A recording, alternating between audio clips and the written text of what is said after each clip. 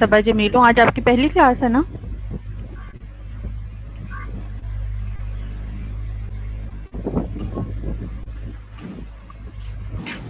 आज आपकी फर्स्ट जी क्लास है?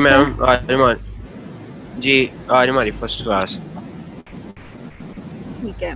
मेरा नाम डॉक्टर सबा जमील है और फिजिकल केमिस्ट्री की टीचर हूँ मैं। आप लोगों को मैंने पढ़ाना है कोर्स 408 कैम 408। तो ये जो कोर्स है इसमें बहुत सी चीज़ें हैं, लेकिन हम फिलहाल जो फर्स्ट चीज़ पढ़ेंगे वो हमारे पास है स्टेट ऑफ मैटर। तो अगर आप इसको स्क्रीन को देखें तो आपको नज़र आ रहा होगा, we have the solid, then we have the liquid, gases and plasma. अगर एनर्जी के लिहाज से देखें तो सॉलिड की एनर्जी सबसे कम होती है, लिक्विड्स की एनर्जी सॉलिड से ज़्यादा होती है, गैसियस स्टेट की एनर्जी सबसे ज़्यादा होती है और सबसे as compare to liquid and solid, और जो हाईएस्ट एनर्जी है वो प्लाज्मा की होती है। अगर हम मैटर का क्विक रिव्यू लें तो सबसे पहले हमने देखना है कि व्हाट इज़ मैटर। मैटर में बहुत सी चीज़ें हमारे पास कंसिडरेशन में आ जाती हैं। एक तो ये कि हर anything that exist is called matter, anything that is made up of some building blocks is called matter. Why we study the matter and why the matter is important? Because if we define the chemistry, then chemistry is the study of composition of matter and its transformation. Another term can be considered of the matter is substance, but substance has a more limited definition in chemistry, whereas matter has a wide definition. So chemistry deals with the study of behavior of mat- matter, substance, or anything that is connected with the composition, structure, properties, and phenomena occur at different type of matter undergone. तो अगर हम देखें कि ये matter है, मतलब ये कि it's the stuff that makes up the whole universe. It has specific qualities, like it should have some volume, it should have some mass, and it should have possess some density. 5 most important form है matter की. एक को हम कहते हैं boss Einstein concentrate, उसके बाद दूसरी फॉर्म को हम कहते हैं सॉलिड्स, उसके बाद है हमारे पास लिक्विड्स, उसके बाद गैसेस और आखिर में प्लाज्मा. तो अगर हम इनको वन बाय वन देखें तो यहाँ पे हमारे पास ये जो है ये सॉलिड है, ये लिक्विड है और ये गैस है.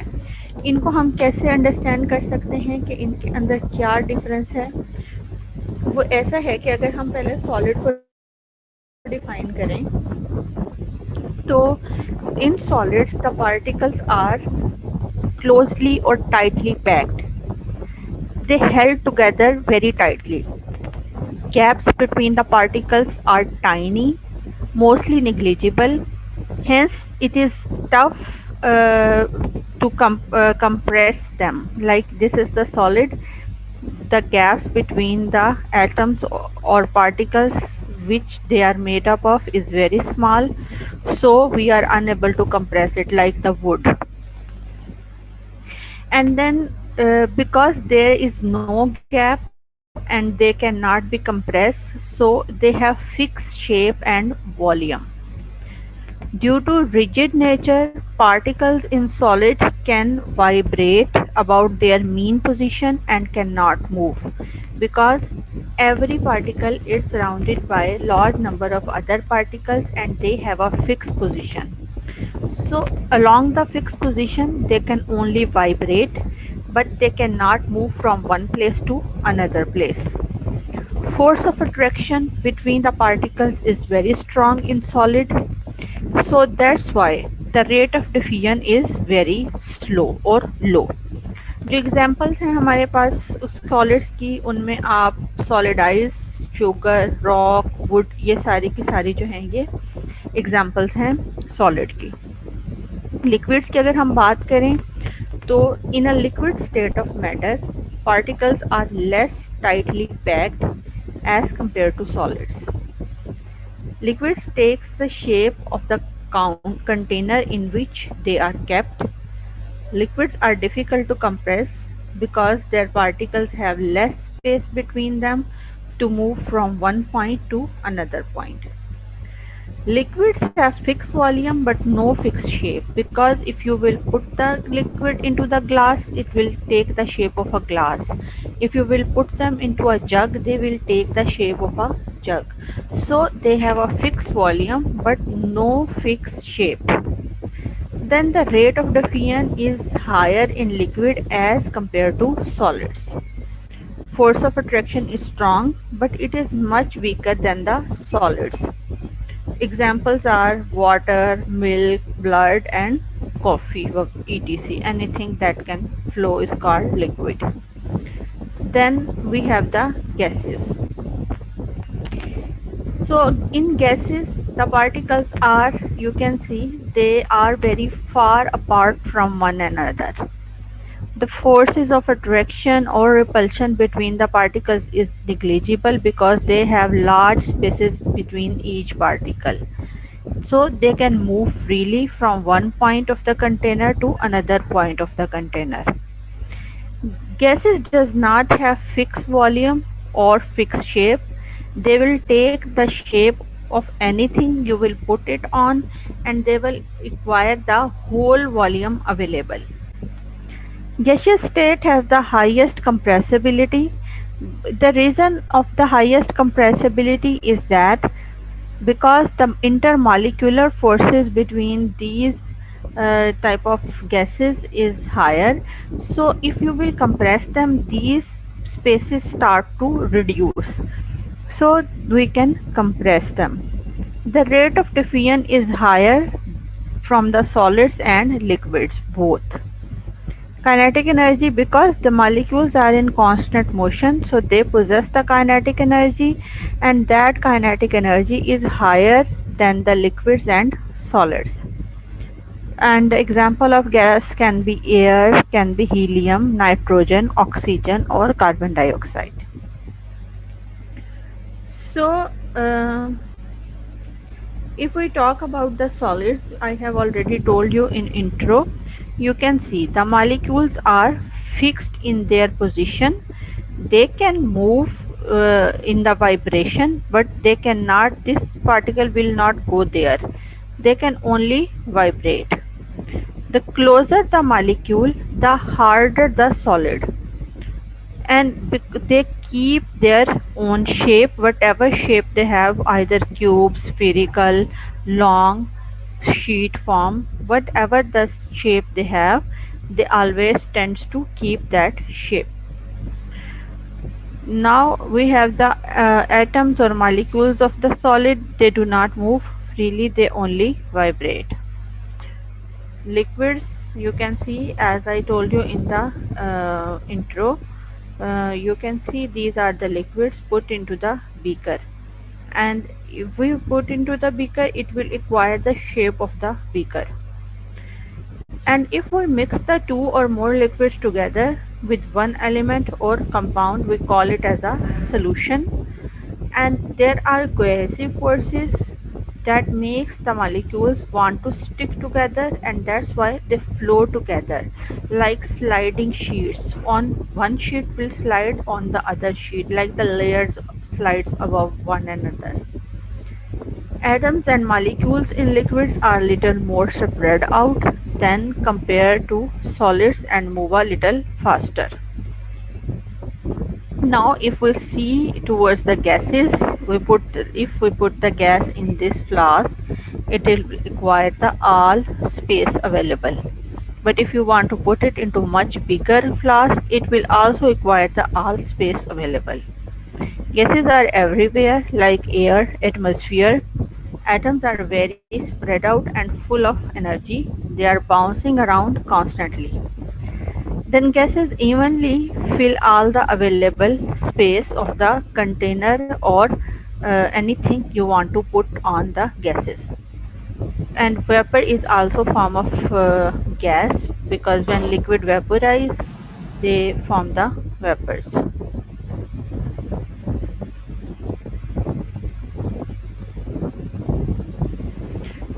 This is the this is all about the gases. Then we have a short summary. But before going to summary, I have to tell you about the plasma. This is the fourth form. Other than solid, liquid, and gases, we have another form. It is called plasma. Uh, Plasma is not generally seen the form of matter, but currently we discuss it among the forms.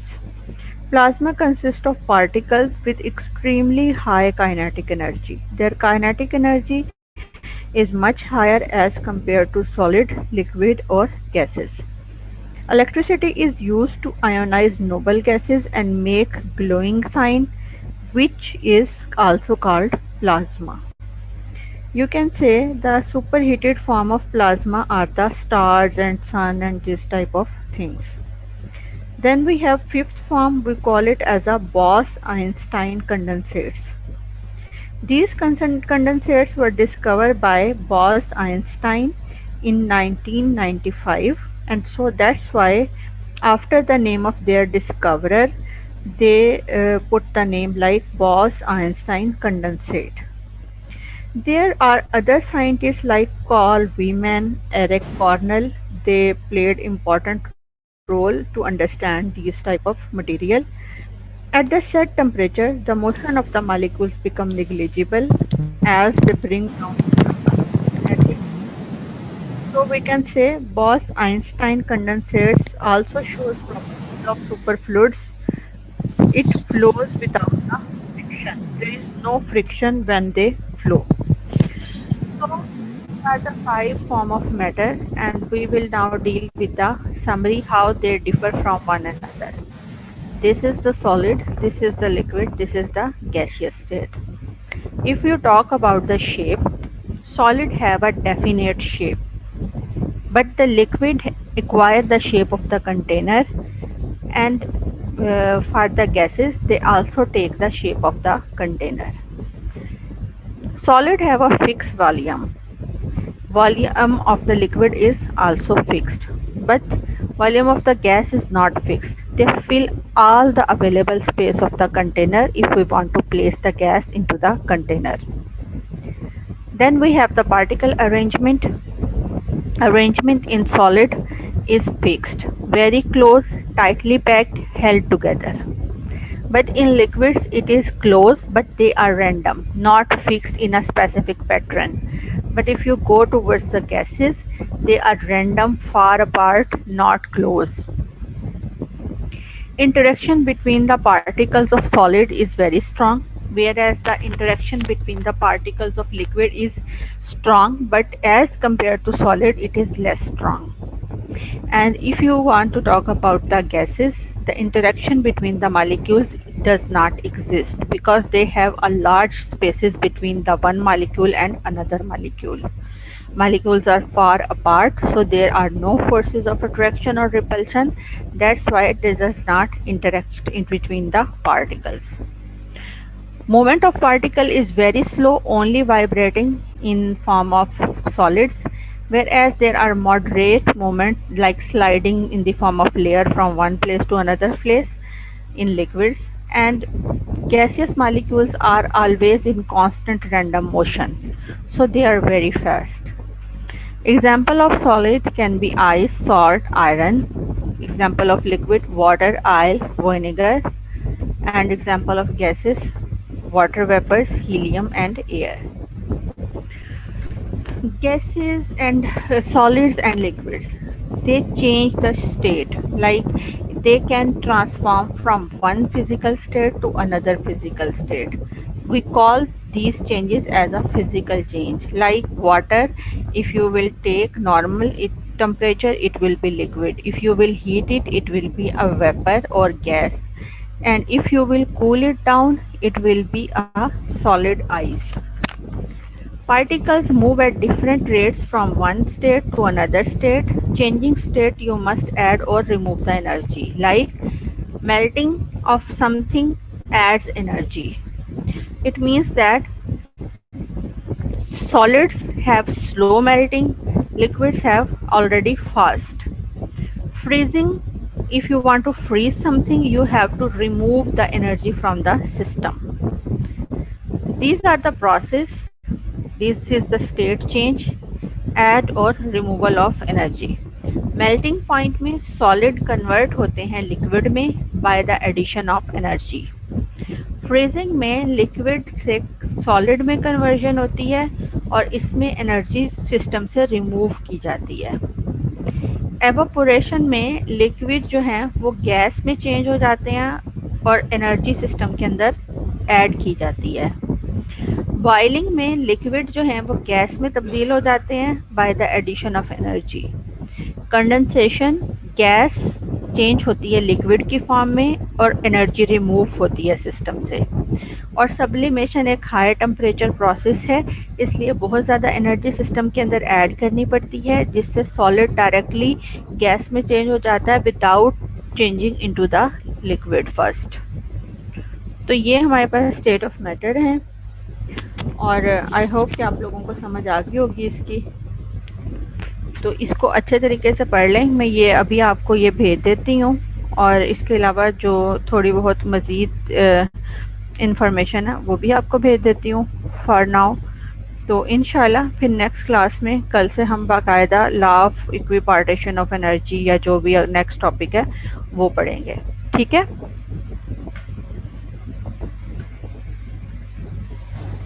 आप लोगों को कुछ समझ नहीं आया या कुछ पूछना है आपने तो आप पूछ लें अभी. Yes ma'am. मैम ये जो सबसे पहली बात आपने की है ना, energy of states of matter. सबसे ज़्यादा एनर्जी जो है वो हमारे पास प्लाज्मा की है, उससे काम हमारे पास गैस की. तो ये एक्सप्लेन करते हैं ये कैसे है, सबसे ज़्यादा प्लाज्मा की क्यों है.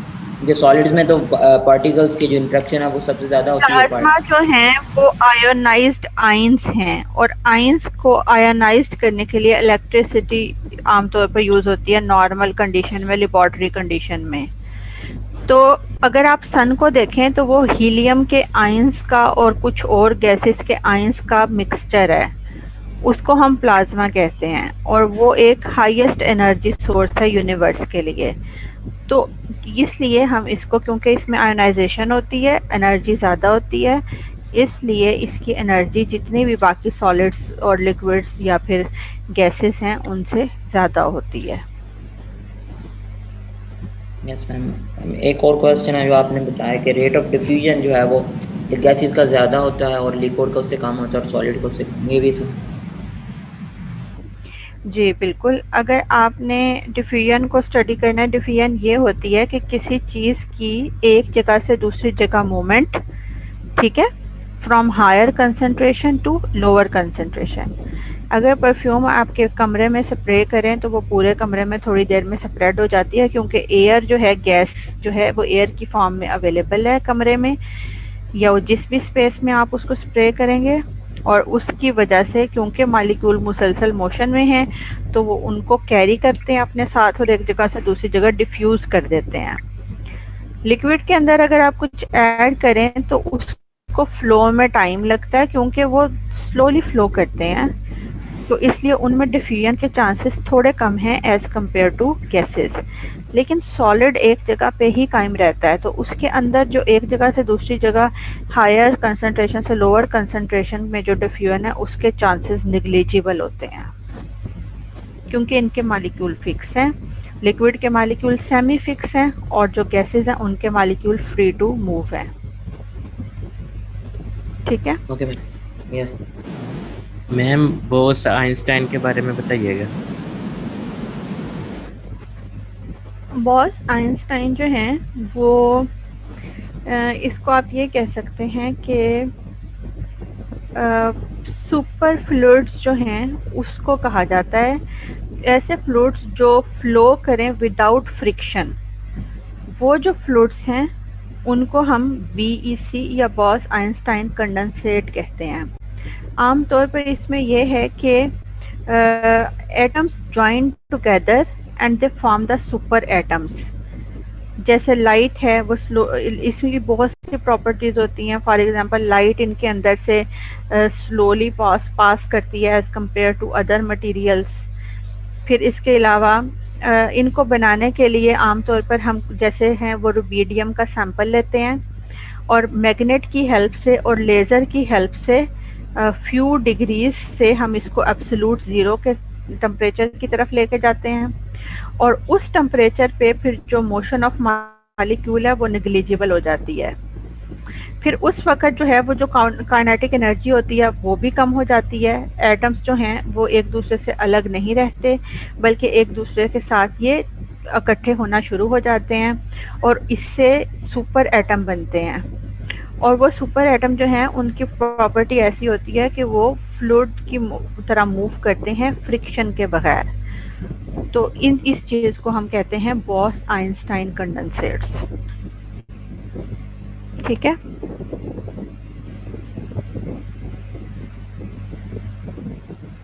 मैम इसकी कोई एग्जांपल है?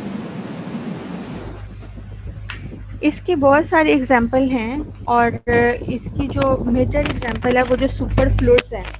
सुपर फ्लूइड्स के बारे में आप लोगों ने पढ़ा है कभी? No ma'am.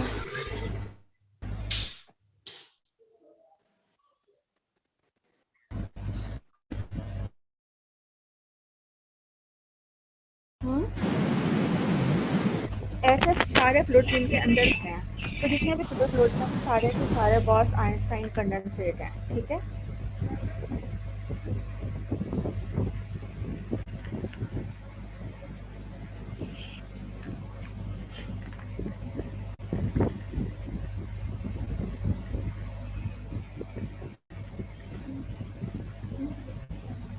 और मैं आपकी क्लास ले रही हूँ उसको तो।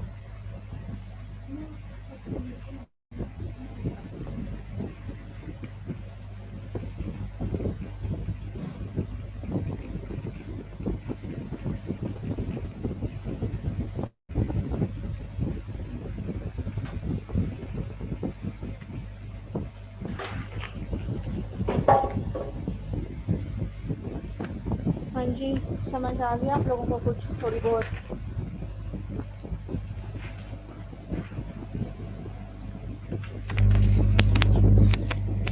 जी, कहाँ चले गए हैं यस आप मैम, लोग? Yes ma'am.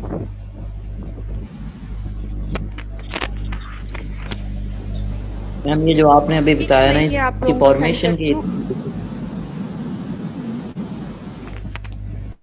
ये कौन सी किस चीज़ की फॉर्मेशन? सुपर एटम्स की जो आपने फ्लूइड सुपर आवाज़ नहीं फ्लूइड्स की आ तो रही। जो आपने बताई था। सॉरी, मुझे आपके ना क्वेश्चन की समझ नहीं आई है। आप प्लीज़ इसको थोड़ा इसको रिपीट करेंगे?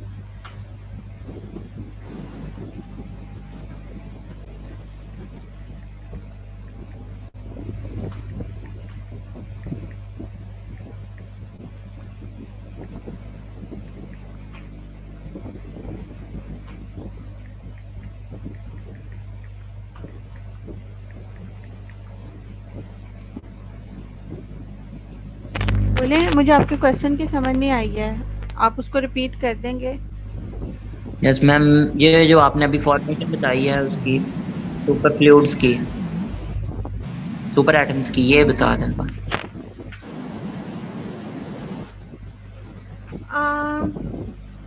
इसको आप कह सकते हैं कि ये जो डाइल्यूट गैसेस है ना, उनको जब हम टेम्परेचर को कूल डाउन करते हैं, इनके टेम्परेचर को नियरली हम ज़ीरो तक ले आते हैं, उस वक्त जो बनते हैं उनको हम BEC या बॉस आइंस्टाइन कंडेंसेट कहते हैं। You can define it as a BEC is a state of matter of dilute gas of bosons cooled to temperature very close to absolute zero is called BEC।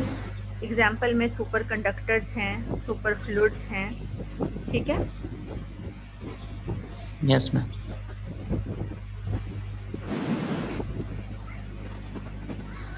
तो कल आपकी class कितने बजे है? Ma'am ये friction कैसे शुरू हो 12:10 जाती पर है मैम। क्या आप दूसरे जो बोल रहे हैं वो क्या बोल रहे हैं? ये फ्रिक्शन जो होती है इन एटम्स में वो कैसे जीरो हो जाती है? फ्रिक्शन की तो काफी सारी इस वो होती वक्त है। जिस वक्त एब्सोल्यूट जीरो पे ये चले जाते हैं, इनका टेम्परेचर इतना कूल डाउन हो जाता है, तो उस वक्त उनकी काइनेटिक एनर्जी जो है वो ओवर पास करती है इनकी जो इंटरनल फ्रिक्शन है उसको, और उस वजह से इनको सुपर फ्लूइड्स भी कहते हैं और इसलिए ये विदाउट फ्रिक्शन फ्लो करते हैं।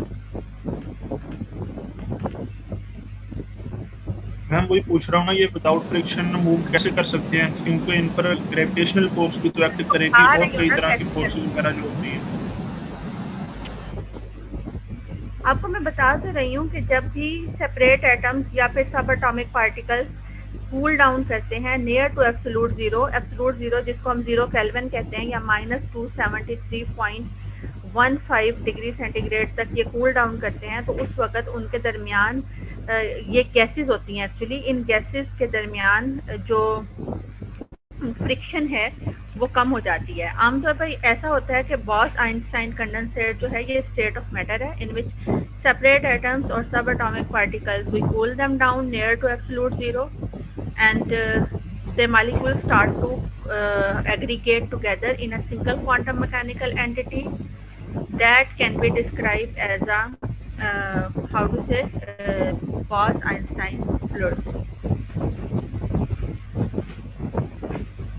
और इसमें एक और चीज़ भी है कि इसके ऊपर काफ़ी ज़्यादा काम हो रहा है। 2001 में नोबेल प्राइज़ भी फिज़िक्स में मिला था इसी चीज़ पे।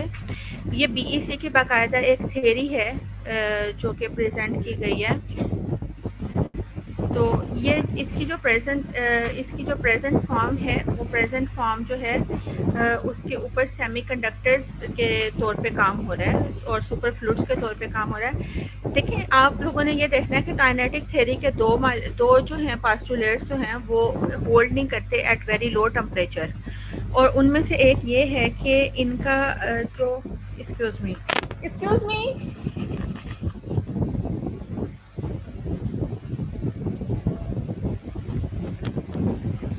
सॉरी क्लास, ऑफिस में डिस्टर्ब थोड़ी सी हो रही है। ओके, तो ये जो है ये जब हम इनको कूल डाउन करेंगे एब्सोल्यूट जीरो पे 0 केल्विन पे या -273.15 डिग्री पे, तो जितने भी लॉज हैं ये उन सबको डेविएट करेंगे, मॉलिक्यूल्स आपस में इकट्ठे होंगे और इकट्ठे होने के बाद ये वो फ्लूइड बनाएंगे जिसको हम सुपर फ्लूइड कहते हैं, सुपर एटम की फॉर्म में, और उसके बाद जो है उनकी प्रॉपर्टीज चेंज होंगी और वो फ्लो करेंगे in the form of without any type of friction.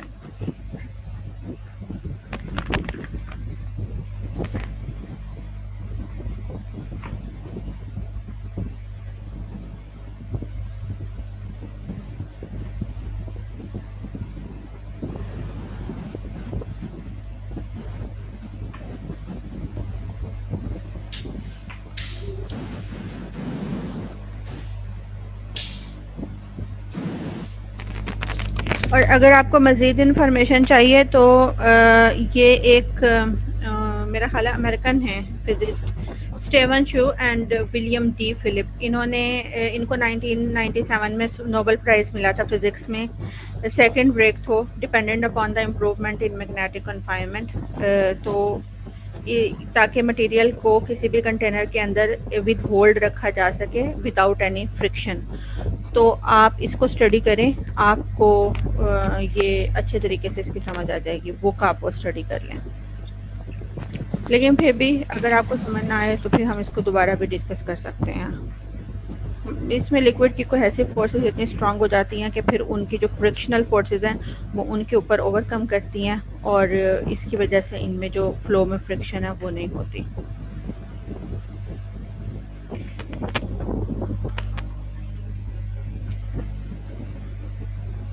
इसमें आपने काइनेटिक एनर्जी का एक एलिमेंट बताया था, वो क्या था?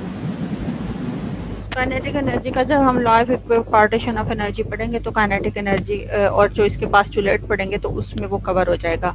काइनेटिक एनर्जी जो है गैसेस की बहुत ज़्यादा होती है और वो इस वजह से कि मॉलिक्यूल्स हमेशा मूवमेंट में रहते हैं। जब उनको आप कंप्रेस करते हैं तो वो उनकी जो मूवमेंट है वो ज़्यादा स्ट्रांग हो जाती है, उनका कुलयन बढ़ जाता है और कुलयन के इंक्रीज़ होने से उनकी जो एक दूसरे के साथ चांसेस हैं इंटरेक्ट करने के वो इंक्रीज़ करते हैं। तो आखिर में वो लिक्विड में कन्वर्ट हो जाते हैं, जिसकी वजह से उनकी काइनेटिक एनर्जी कम होती जाती है। लेकिन जब आप उनको एब्सोल्यूट ज़ीरो पे लेके जाते हैं तो काइनेटिक एनर्जी निग्लिजिबल हो जाती है, क्योंकि एब्सोल्यूट ज़ीरो टेम्परेचर अचीव करना नियर टू इम्पॉसिबल है। अगर वो अचीव हो जाए तो उस वक़्त जो भी सब्सटेंस है वो किसी भी लॉ को फॉलो नहीं करता, ना तो काइनेटिक एनर्जी के और ना ही फ्रिक्शन के।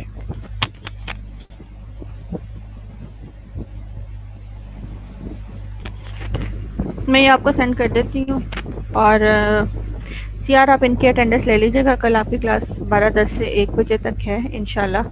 कल आपसे मुलाकात होती है। ये तो सिर्फ इंट्रो था आप लोगों का। कल हम गैसियस स्टेट पढ़ना शुरू करेंगे और प्लाज्मा और बॉस आइंस्टाइन आपके सिलेबस में नहीं है, तो हमने सिर्फ 3 स्टेट्स पढ़नी है, एक तो gaseous state, solid state and liquid state. ठीक है।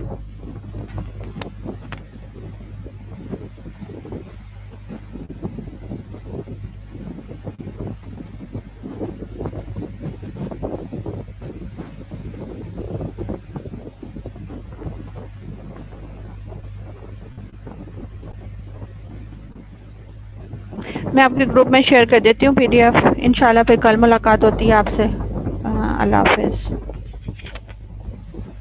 अल्लाह हाफिज़।